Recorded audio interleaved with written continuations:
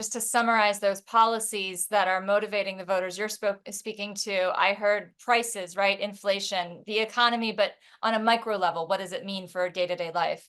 Bodily autonomy, healthcare, home affordability, which I guess healthcare falls under, criminal justice. These are important issues.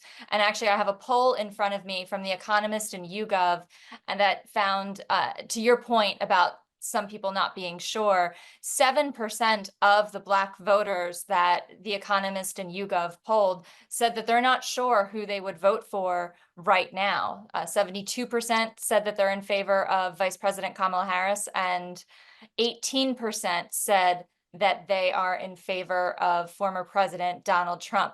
How do those numbers sound to you? And is any one of those figures concerning to you at this point in time with 60 days remaining until the election?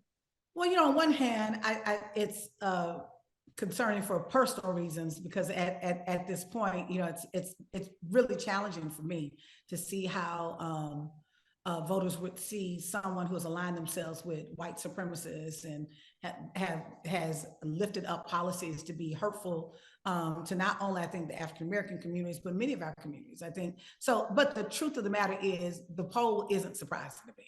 And the reason why it's not surprising me, because I do think on some level it falls in line with the trends that what I think ultimately what you're going to see, that we are not a monolith, and there are people who have different reasons, and I think they should in terms of that choices.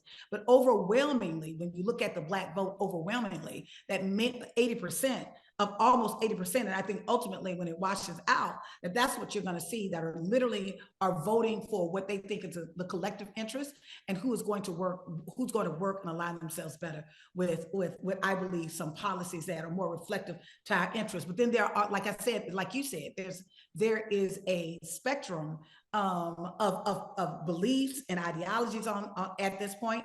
And so I think that falls in the line of what has happened throughout the years. There's always been 12 to 15% of Black voters. Mm-hmm. So I don't see what I push back on is this idea that number has grown drastically, and it has not grown. It actually always hovers around that number. And I think that to that extent, I think that's why it's important to do the work for people to get the information out there so that they can make an educated choice. And I think people know what to do.